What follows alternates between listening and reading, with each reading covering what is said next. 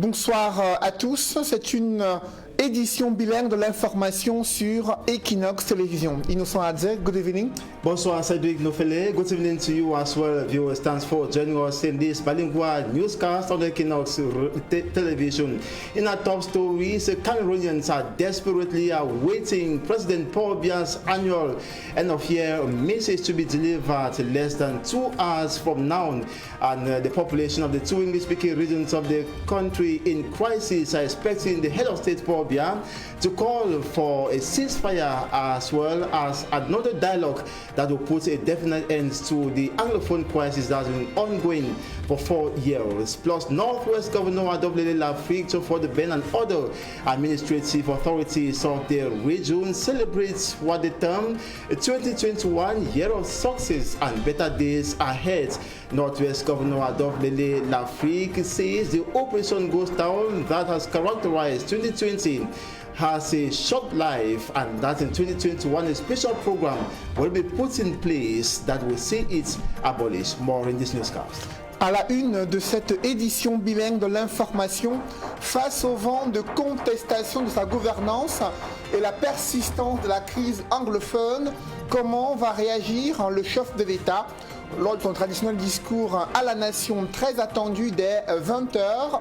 Le président de la République va-t-il faire de grandes annonces au regard de la situation sociopolitique du Cameroun? Nous en parlerons au cœur de cette édition bilingue de l'information sur Equinox Télévision.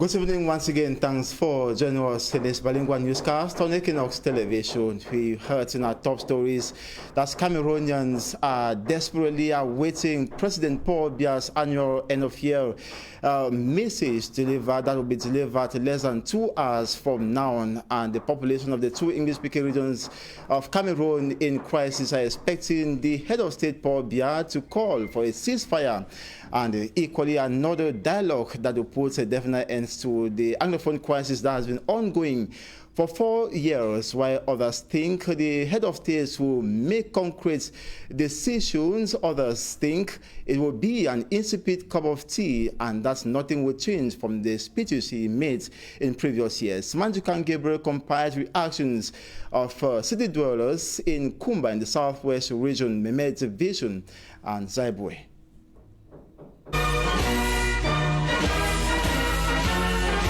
Many Cameroonians will be watching the television this evening as the head of state delivers his traditional end-of-year speech. Among those who will be waiting for the speech are the inhabitants of Kumba in Mehmet Division of the Southwest region, a town that has been crippled by the Anglophone crisis. Their expectations are high. The head of state to address the nation is about the ceasefire. The ceasefire, which is tearing, the war is tearing Cameroon into parts because there is no peace to the south and northwest regions of the part of the country. Apart from the need for a ceasefire, others say the form of state should be discussed by the head of state this evening. I'm begging him, he knows everything about southern Cameroon or Cameroon as a whole. It's only that Paul Biya should call them so that they should talk together and amicably. You cannot force a human being to be with another one. The crisis has brought a lot of untold hardship to the Kumba people. They expect to hear something in this line. This present crisis we are facing the northwest and southwest because children are suffering. Everybody is suffering. There's no food. Basic communities in the market very difficult to afford. For a common, especially for a common man. This day we are waiting for him to talk. Let him address the nation by calling for a dialogue. Attention is now focused at A2D, where the president will be speaking to his citizens this Thursday evening as people leave 2020 to start a new year. To have trust in public authorities. The government is fully aware And our Limbe-based correspondent Davison Maimo equally took to the streets. He interviewed some city dwellers about the expectations from the head of state speech at 8 p.m. today. Take a listen to some of the city dwellers in Limbe. I'm also expecting to touch the crisis as an Anglophone. You know, the crisis that's really dealt with us. Normally, this our shipyard, which has been a long dragging project, within a deep sea port. I expect that he will also touch it and also touch decentralization, empowering our councils. So to me, I think those are some of my expectations. Expectation, I know the head of state also with the talk about the 2020, that was a tough year. But what message I wanted to hear from the head of state is a message of peace, it's a message of togetherness, it's a message is to see how definitely this Anglophone problem will be solved. We are expecting the head of state to talk to his children and be able to resolve the ongoing Anglophone crisis and able to provide a lasting solution. We know he has been doing a lot, but we are praying that and begging that he should push more further so that the crisis can be resolved and peace can come back to the respective Northwest and Southwest region.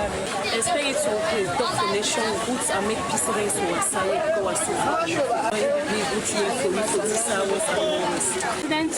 To favor the Northwest and Southwest for many things, to change the situation so that we can go back to the good life. Even when we are working at that, it's a big grand honesty for this fight at them. They're picking them. Me call them say they come, they talk. For wait for say me no get a better 2021. We expect him to appeal with the public, to give a word that will make the nation to be happy and to have love to their brothers and come together for us to work together. There should be togetherness in Cameroon. There should be reconciliation. That's the only term. But reconciliation between the two camps. We just need is that at least this. In the world. Equally, I would like to thank the population that collaborated with the February legislative and council elections, as well as the putting in place of the regional council, which goes within the context of decentralization. COVID did a deadly blow in our region, and it is not yet gone. So I'm appealing to the population to continue to watch out and respect the barrier measures. On a positive note, Bafoussam town is today transformed, and we are so proud. The region is evolving. A lot of works have been carried out, and Bafoussam today is having a very positive image, as well as several towns of the region. It is a pride of this government's investment, and also a participation of the French Debt Relief Fund. In the West. And looking back into the year coming to an end a few hours from now, the Njan Senior Divisional Officer said it was a difficult year, but the people of his area of command braved the challenges with determination. He says security, health, and underdevelopment challenges affected, but did not hinder economic and socio-political activities in the Njan Division. As to the new year, he was on the streets, the markets, and other business sites in Mundemba earlier today, taking the temperature of preparations for the crossover. After talking to some of the people and with information from divisional officers, he said the people of the Njan Division are ready to start the new year with hope for a better future, free from gun battles between armed civilians and the army, killings, destruction, and other atrocities that characterized the past 4 years in Anglophone Cameroon. Meantime, he highlights some underdevelopment problems that should be solved as soon as possible. Take a listen to the Senior Division Officer for the Njan Division. I can say that the population of Mundemba is very, very prepared to cross over to the year 2022. 2021. I also want to say that the year 2022 started on a very good note with commercial activities and the public service moving on smoothly on pursuits. I want to say that on the 9th of February 2020, the municipal and legislation elections took place in Ndian Division hitch-free, and the results at the end of the day compiled by Elekam showed that Mundemba stood up very strong with a participatory rate of 43%. On the 6th of December 2020, regional elections took place in Mundemba, and at the end of the day, Ndian recorded 98% participation rates. Businesses and all other sectors of the economy were brought to a halt on 18th of March 2020 because of various measures put in place by the Prime Minister under the directives of His Excellency President Paul Biya to combat the COVID-19 pandemic. Despite all the numerous rapid tests conducted by health personnel, there has been no positive case in the Ndian Division. And seeing that because of that COVID-19, the population of Ndian Division was somehow handicapped, especially those who have children in school, I took upon myself to suspend any payment of PTA fee in any school. And I want to say that it was a welcome relief, as this intend increase enrollment in all schools. Yeah, I've just gone around the town this morning and realized that public investment projects are ongoing. As of now, there is only one access road into Ndian Division, and that is by the sea, with all the risks that you can imagine.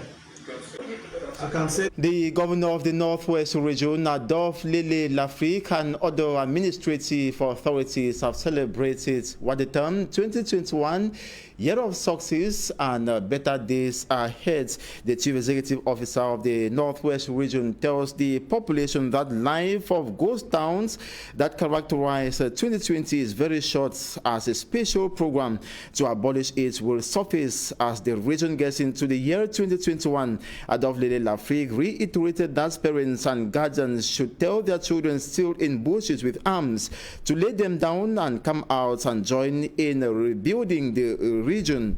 On the other hand, Paul Achobong, Bamenda City Mayor, says the Operation Ghost Town is unprofitable in any way and thus should be buried and development given a chance. Joseph Betty Asomo, the minister delegate at the presidency of the Republic in charge of defense, has presided over a security meeting in Gaundiri, Damawa region. He visited this Thursday for 2 days. This was upon instruction of the head of state, Paul Biya. His special visit in the northern regions is in line with rising hostage taking for ransom attacks and general insecurity. Joseph Betty Asomo moves to Tibati, where he will spend the crossover into 2021. He is expected to boost morals of the defense and security forces as they battle with cross-border security challenges. Tomorrow, Friday, the 1st, 2021, he will also award epaulets to some promoted military personnel in Tibati locality and those of the Gaundiri garrison. And equally to note that President Paul Biya's decree on December 30th extending the retirement ages of civil servants by 5 years goes into effect as from Friday, January the 1st, 2021. The retirement age of categories A and B civil servants has been harmonized at 60 years, while that of category C and D harmonized to 55 years.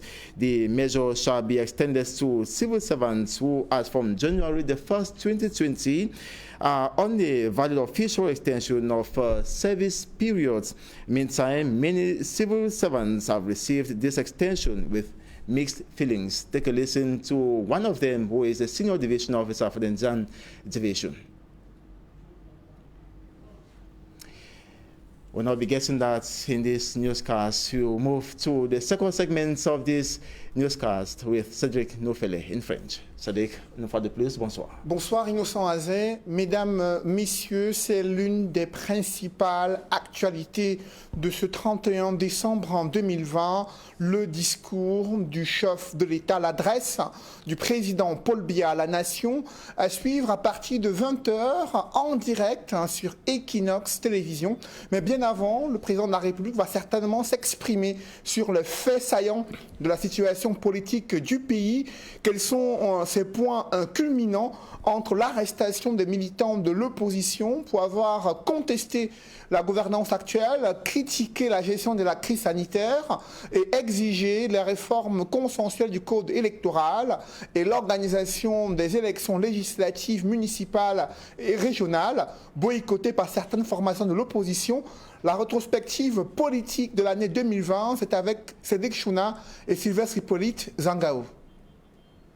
2020, année électorale au Cameroun. Le bal s'ouvre par les législatives et municipales du 9 février, sans le MRC, dont le président a annoncé à la veille de la date limite du dépôt des dossiers de candidature que son parti politique ne présentera pas de candidat si la révision du code électoral n'a pas lieu et des solutions pour mettre un terme à la guerre dans le nord-ouest et le sud-ouest ne sont pas trouvées. Les résultats sont proclamés. Le RDPC conserve sa large majorité à l'Assemblée nationale, remportant 152 des 180 sièges. L'opposition se contentant uniquement de 28 sièges. Des semaines passent, députés et conseillers municipaux prennent fonction. Les communautés urbaines cèdent la place aux super-mairies avec des exécutifs élus. Le MRC pour sa part reste présent sur la scène en continuant de revendiquer la révision du code électoral et la fin de la guerre dans le nord-ouest et le sud-ouest. Le parti de Maurice Kamto appelle à des marches pacifiques le 22 septembre à Yaoundé, Douala, Bafang et d'autres villes du pays. Les Camerounais descendent dans la rue. Les forces du maintien de l'ordre multiplient des interpellations. Plusieurs centaines de personnes sont embarqués, selon le MRC. Alors que certains sont remis en liberté, d'autres sont traduits devant les tribunaux, avec des motifs de tentative de révolution, rébellion, attroupement aggravé, ou encore défaut de carte nationale d'identité. Des cadres du MRC, notamment Bibounissak et Alain Fogué, sont eux aussi interpellés, sans même descendre dans la rue. Les Nations Unies et plusieurs organisations de la société civile dénoncent les répressions des manifestations pacifiques et invitent le gouvernement camerounais à garantir aux citoyens leur droit de manifester.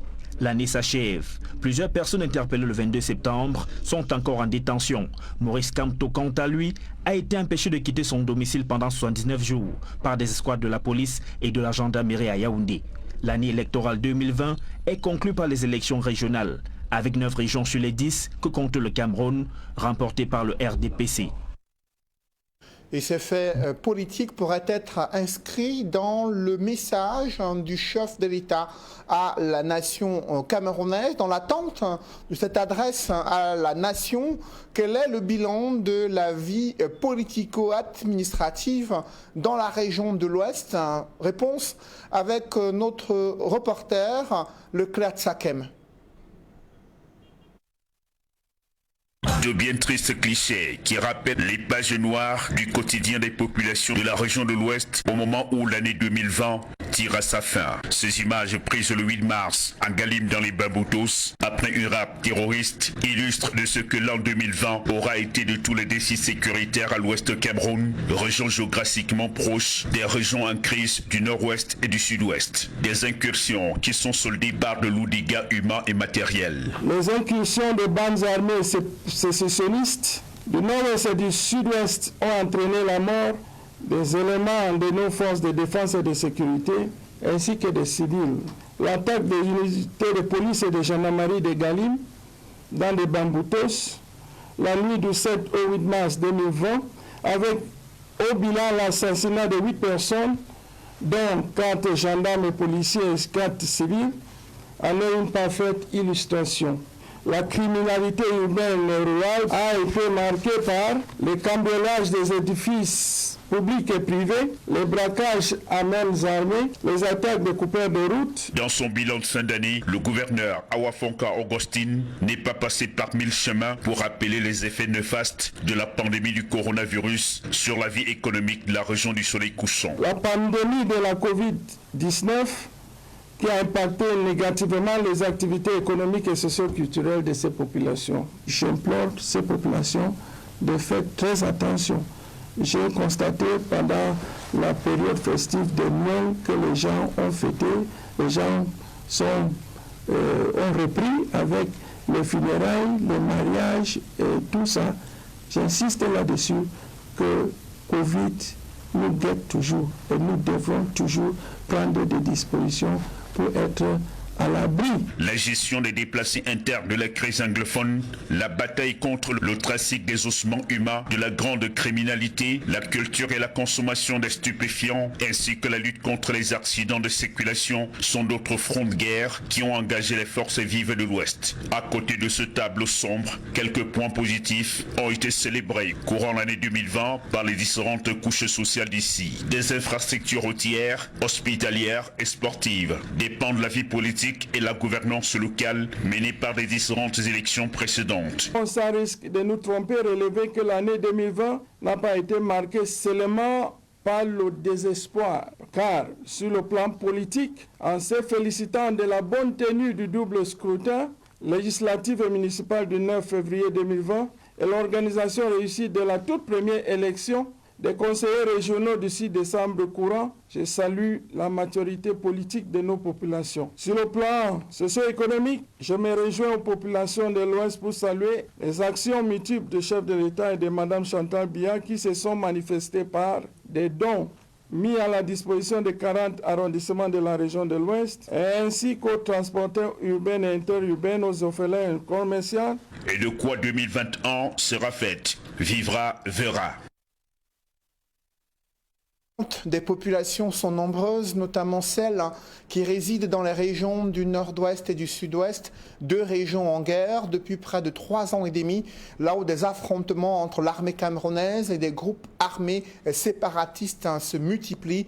Les populations aujourd'hui, à quelques heures du discours du chef de l'État, exhortent le président Paul Biya à déclarer un cessez-le-feu et à ouvrir un nouveau dialogue afin d'apaiser les tensions dans le nord-ouest et le sud-ouest. C'est en tout cas le vœu des populations rencontrées dans les rues de Kumba et d'autres villes dans la région du nord-ouest et celle du sud-ouest. Pendant ce temps, le ministre de la Défense se trouve à Tibati où il va passer le réveillon de Nouvel An. Il était en journée en Gaoundéré afin de présider une réunion de sécurité pour évaluer la situation dans l'Adamawa et dans la région du Nord. Occasion pour lui de passer en revue les stratégies visant à sécuriser les frontières entre le Cameroun, le Nigeria et d'autres pays voisins. Je vous invite à présent à suivre Joseph Betty-Assama, ministre délégué à la présidence de la République, chargé de la Défense.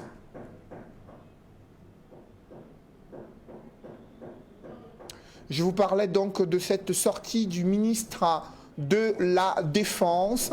Il était en journée en Gaoundéré, capitale régionale de l'Adamawa, pour une réunion sécuritaire concernant la situation dans la région de l'Adamawa et dans la région du Nord. Et depuis cet après-midi, se trouve à Tibati, dans le Djerem, afin de pouvoir passer le réveillon de Nouvel An avec les soldats camerounais engagés pour la sécurisation des frontières. Je vous invite à présent à suivre le ministre de la Défense. Il était question de procéder à l'évaluation sécuritaire des régions du Nord et de l'Adamawa, sur très hautes instructions du chef de l'État, chef des forces armées. Et la réunion de ce jour se tient après celle tout aussi spéciale du 6 novembre à Yaoundé. Celle-là était relative à l'évaluation de la situation sécuritaire dans les régions du nord-ouest et du sud-ouest. Elle intervient également après la réunion spéciale d'évaluation de la situation sécuritaire de l'ensemble du territoire national, en prélude à l'élection régionale et des fêtes de Noël 2020 et de Nouvel An 2021, réunion tenue dans la salle de conférence du ministère de la Défense. Au bout de celle-ci, des résolutions d'application immédiate avaient été prises. Prescrivait instamment le renforcement de la veille sécuritaire sur l'ensemble du pays pour les élections régionales et pour les fêtes de Noël 2020 et de Nouvel An 2021. Et vous le savez, mesdames, messieurs, les régions de la Damawa et du Nord connaissent depuis un certain temps comme une remontée des activités criminelles. Autrefois secoués par les phénomènes de coupeurs de route, de braconnage, de vol de bétail et d'enlèvement avec demande de rançon, ces deux régions ont pu bénéficier d'importants déploiements des forces de défense et de sécurité destinés à juguler ces menaces dans le cadre des opérations Peace à Bouba Ndida, à Damawa Nord à Dano et Émergence 3. Ces différentes initiatives ont eu des résultats probants. Illustrés par une baisse très significative des exactions jusqu'à une date récente. Seulement, depuis un certain temps, l'on enregistre comme un regain des activités criminelles, allant du vol de bétail aux assassinats, en passant par les agressions en zone urbaine et périurbaine et autres enlèvements avec demande de rançon. Sur le plan national, l'intensification des opérations militaires contre les terroristes séparatistes dans les régions du nord-ouest et du sud-ouest a entraîné vers les deux régions septentrionales du pays, constituant la troisième région militaire interarmée et la troisième région des gendarmeries, des groupes de rebelles et malfaiteurs en quête de retraite. C'était le ministre de la Défense ce matin lors de la réunion de sécurité qui s'est tenue dans les services du gouverneur de l'Adamawa, réunion de sécurité sur la situation dans le nord et la région de l'Adamawa. Dans l'escale internationale, il respire enfin l'air de la liberté. L'ancien Premier ministre, porte-parole de l'opposition durant la campagne présidentielle en Côte d'Ivoire, lui qui était le président du FPI légal, Pascal Affi N'Guessan, qui a été mis en liberté sous condition. Il devra se présenter devant un procureur dans les toutes prochaines semaines. Une libération qui est perçue comme un geste d'apaisement dans un contexte de situation politique encore tendue en Côte d'Ivoire. Il faut noter que les élections législatives sont prévues en mi-2021 et le parti auquel appartient l'ancien président Laurent Gbagbo a d'ores et déjà annoncé sa participation à ce scrutin législatif et municipal prévu pour mi-2021. Je vous invite à présent à écouter la réaction de Pascal Affi N'Guessan juste après sa mise en libération. Ensemble, nous travaillons à faire en sorte que tous ceux qui sont encore en prison puissent retrouver la liberté et que tous les fils de Côte d'Ivoire se retrouvent dans l'unité, dans la fraternité. Tous ceux qui sont en exil puissent rentrer, notamment le président Gbagbo, Blé Goudé Charles et pourquoi pas Soro Diom, parce que tous ceux-là sont des fils de Côte d'Ivoire et aucun fils de Côte d'Ivoire ne doit rester en exil ni en prison. Ensemble, nous travaillons. Mesdames, Messieurs, c'est la fin de cette édition bilingue de l'information. Avant de suivre le discours du chef de l'État, message à la nation camerounaise, ne manquez pas une édition spéciale d'Equinox Soir consacrée à la fois au bilan de l'année 2020, mais également à l'analyse et au décryptage des points saillants évoqués dans le message du chef de l'État attendu dès 20h sur les antennes d'Equinox Télévision. Serge Alain Autou doit recevoir des hommes politiques de premier plan, des journalistes aguerris, des analystes politiques percutants pour décoder le message du chef de l'État. Mais avant Serge Alain Autou, vous suivrez également Jonathan Babila qui interviendra autour de 20h30 avec d'autres invités d'expression anglaise afin qu'ils puissent commenter le discours du président de la République, Innocent Azé.